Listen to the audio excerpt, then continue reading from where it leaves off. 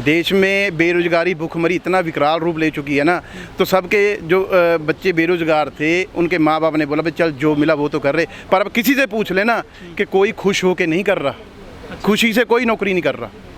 वो एक मजबूरी है कि देश के लोग इतने खास करके नौजवान बेरोजगार हैं, इसलिए वो कर रहे हैं। मैं आपको एक और बात बता दूं, पुराने ज़माने में जो बेटी है वो माँ बाप पे बोझ होती थी, पर आज के टाइम में देश का नौजवान जो बेरोजगार है वो माँ बाप पे बोझ बना हुआ है। इसलिए माँ बाप ने हाथ पल्ले जोड़े कि जो मिल रहा है कर ले, कम से कम घर का खर्चा तो चलाएं। ऐसे हालात हो गए देश के।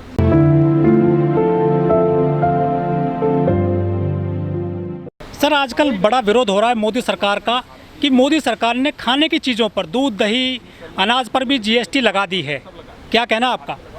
सबसे पहले पूरे पंजाब की तरफ से, मेरी तरफ से आपके श्रोताओं का बहुत बहुत हार्दिक अभिनंदन, धन्यवाद।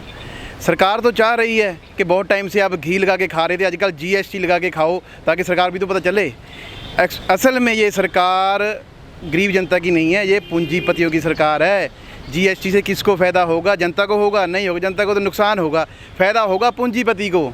इसलिए जनता को तोड़ा जा रहा है, मरोड़ा जा रहा है, ताकि जो आने वाले समय में जनता बोलने लायक ना बचे। जो एक बड़ा आंदोलन खड़ा करने वाली जनता, उससे जनता को वंचित किया जा रहा है, क्योंकि जनता अपनी मूल जो उनकी ज़रूरतें हैं, लोड़ें हैं, उसमें फंसी रहे और देश में कहीं बगावत का रूप ना आ जाए, सरकार के खिलाफ लोग ना खड़े हो जाएँ, क्योंकि यहाँ पर श्रीलंका वाली स्थिति होने वाली है।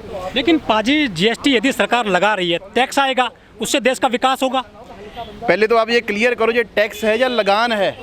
आप प्रधानमंत्री जी के आप खुद के पुराने भाषण देख लो, वो खुद बोल रहे हैं कि आटे पे, तेल पे, हर चीज़ पे जीएसटी उन्होंने फ्री कर दिया था। फिर क्या नौबत पड़ गई? असल में ये जीएसटी नहीं है, इसको लगान है। वो जो हमारे से गोरे अंग्रेज वसूलते थे, अब ये काले अंग्रेज वसूल रहे हैं। ये कोई जीएसटी नहीं है, ये जीएसटी नहीं है, ये बाबू जी ये लगान है। ये लगान के रूप में जो देश की गरीब जनता है उससे वसूला जा रहा है। ये जी जो डॉलर है सर, वो 80 के ऊपर चला गया है। डॉलर तो अभी मेरी भाषा में कह सकते हैं कि अभी जैसे सगाई हुई है, अभी तो उसकी शादी भी होगी, थोड़े टाइम वो 100 पार भी जाएगा, क्योंकि सरकार के पास कोई नीति ही नहीं है, कोई रोड मैप ही नहीं है। नीति होगी, रोड मैप होगी, कोई उनका विचारधारक होगा, कोई अच्छी आर्थिक सलाहकार होगा, तभी तो डॉलर नीचे आएगा, नहीं डॉलर जाता रहेगा। एक दिन तो डॉलर की शादी भी होगी, वो जब 100 से पार हो जाएगा, फिर ये पूरे आरएसएस वाले, भाजपा वाले उसका जश्न भी मनाएंगे, देश को बताएंगे कि हाँ आज हमने जो देश के 70 साल में नहीं हुआ हमने कर दिखाया, डॉलर 100 से पार हो गया। लोग कहते हैं कि मोदी जी का डंका बज रहा है पूरी दुनिया में, अच्छी राजनीति करते हैं, वो देश बड़ी मजबूती से चल रहा है आगे।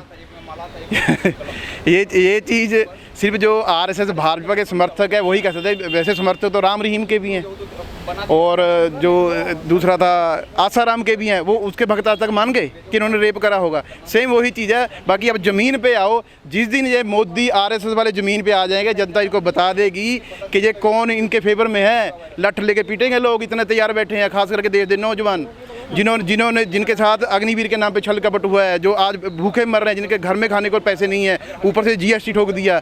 मैं बता रहा हूँ आरएसएस भाजपा वालों को, एक बार ज़मीन पे आके तो देखो, आपको पता चल जाएगा कि देश की जनता कितना आपसे प्यार कर रही है। जो वित्त मंत्री हैं वो ये कह रही हैं कि हमारे देश की जो अर्थव्यवस्था है ना, विकासशील जो विकसित देश हैं उनसे बेटर है। फिर तो वो नाइजीरिया को विकसित देश मानती हैं, या बांग्लादेश को विकसित देश मानती हैं।